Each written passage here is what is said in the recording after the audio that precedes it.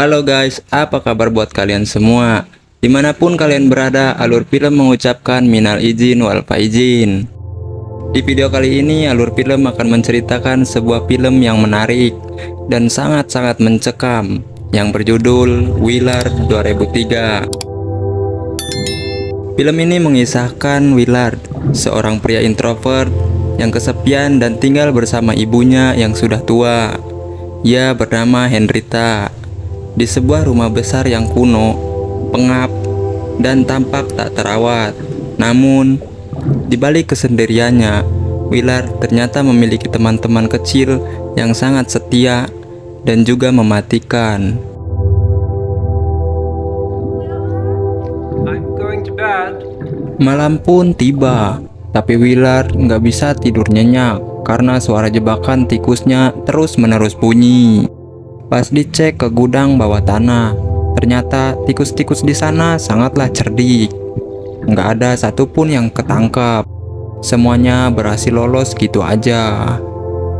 Besoknya, Willard berangkat kerja ke sebuah pabrik. Pabrik ini sebenarnya dibangun sama almarhum bapaknya. Tapi sayangnya, bapaknya sudah meninggal karena bundor. Nah, bukannya Willard yang jadi bos. Pabrik itu malah dikuasai sama orang kepercayaan bapaknya yang dulu ikut bekerja sama bapaknya yang bernama Frank Martin. Si Martin ini jahat banget guys. Dia selalu menekan Willard dan menganggap Willard itu nggak becus bekerja. Bahkan Martin merekrut pegawai baru bernama Catherine buat menggantikan posisi Willard yang sering telat masuk kerja. Tapi anehnya, Martin gak berani mencatin Willard gitu aja karena merasa punya hutang sejarah atau perjanjian tertentu sama bapaknya Willard. Say that wasn't your desk out there, no, because it's your fault she's there. Oh, my mother. I'm sorry, Mr. Martin. I will not allow because of you! Malam pun tiba. Willard pun gak menyerah.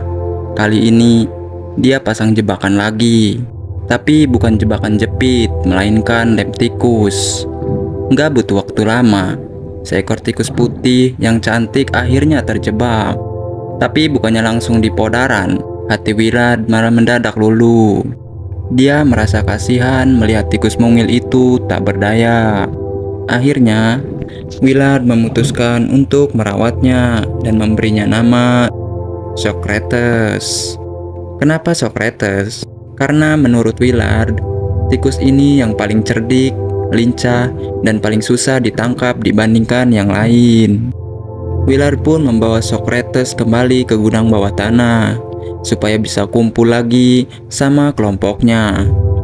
Enggak cuma itu, Willard juga mulai rutin kasih makanan-makanan yang enak buat mereka. Di momen inilah, Willard yang selama ini kesepian dan enggak punya teman manusia, akhirnya merasa punya sahabat. Dia sampai menangis terharu guys. Karena cuma Socrates yang seolah mengerti perasaannya. Peting pun poek.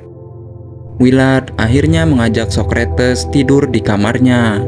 Sambil mengeluh sahabat kecilnya itu, Willard berjanji nggak akan membiarkan siapapun menyakiti Socrates. Getting caught in the trap. You seem pretty. Socrates.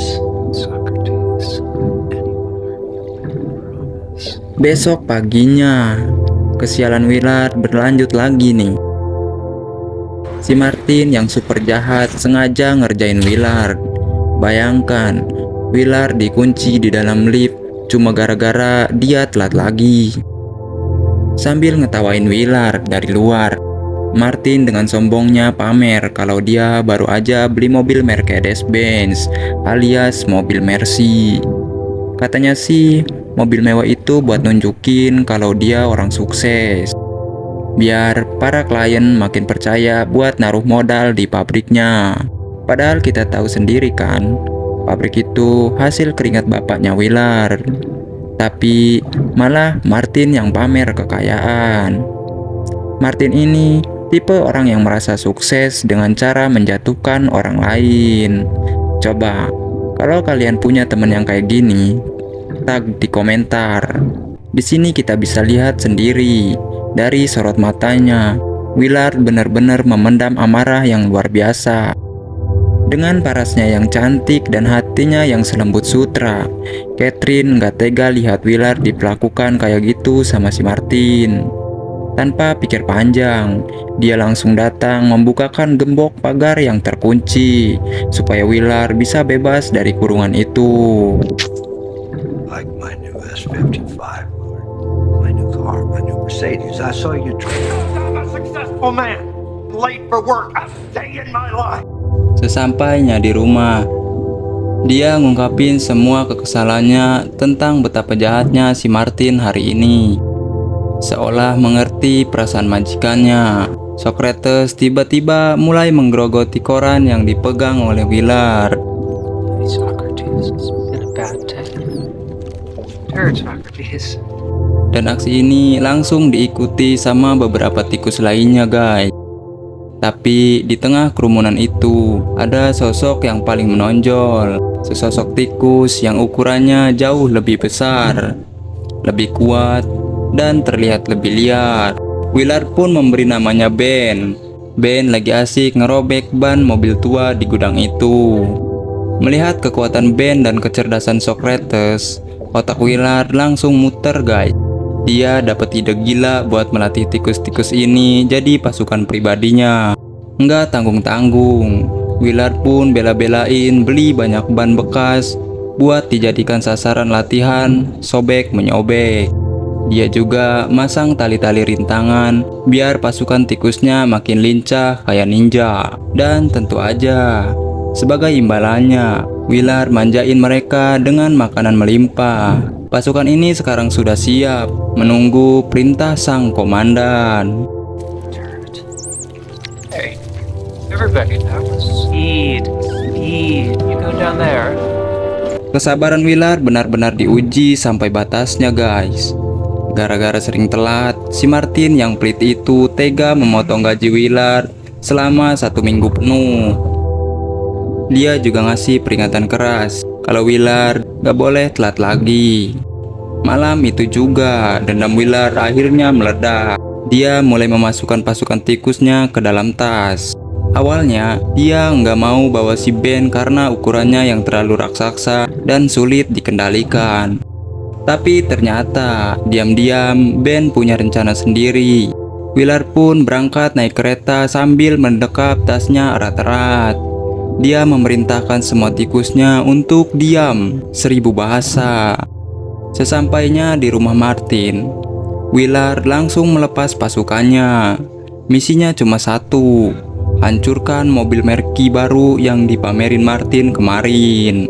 Willard sempat meremehkan Ben karena dia pikir celah pintu garasi Martin itu terlalu sempit buat ukuran Ben yang terlalu jumbo. Tapi ternyata Ben membuktikan kalau dia bukan tikus sembarangan. Dengan gigi-giginya yang kuat, dia menggerogoti pintu kayu itu sampai berlubang besar biar dia bisa masuk. Lalu semua tikus-tikus itu menggerogoti ban mobil Mercedesnya Martin sampai rusak.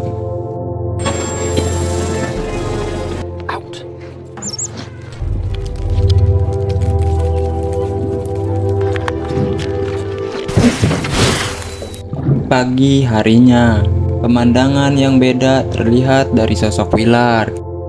Kalau biasanya dia jalan sambil nunduk, kali ini Willard kelihatan happy banget karena melihat mobil Martin yang sudah tidak ada di parkiran.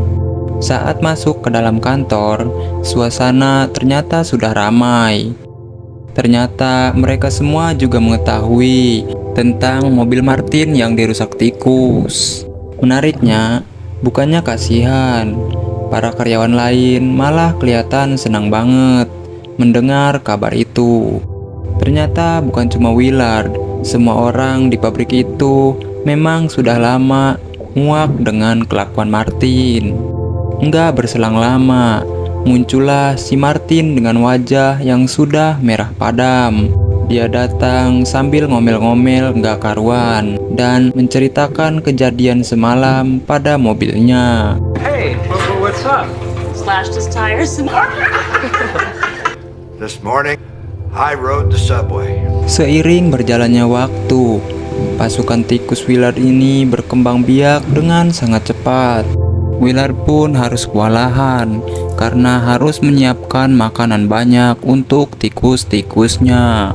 Akhirnya, Willard membuat peraturan baru. Semua tikus harus pindah ke tempat yang lebih luas, kecuali Socrates, karena dia akan tidur di kamarnya. Akan tetapi, Ben diam-diam mengikuti Willard ke kamarnya. Lalu Willard pun mengetahui, dan dengan tegas Willard menangkap Ben dan mengembalikannya ke gudang, karena hanya Socrates lah yang boleh tidur di kamarnya. Namun, saat Willard mau naik ke lantai atas, dia kaget melihat ibunya Henrietta yang terkapar tak berdaya di tangga karena penyakitnya yang makin parah. Lalu, dengan penuh kasih sayang, Willard membawa Henrietta ke kamarnya. Ia juga mengobati ibunya itu. Saat Willard baru saja mau tidur, tiba-tiba si Ben muncul lagi di kamarnya, seolah menantang perintah Willard. Willard pun harus kembali menangkap Ben dan mengembalikannya ke gudang. What if Mom sees you?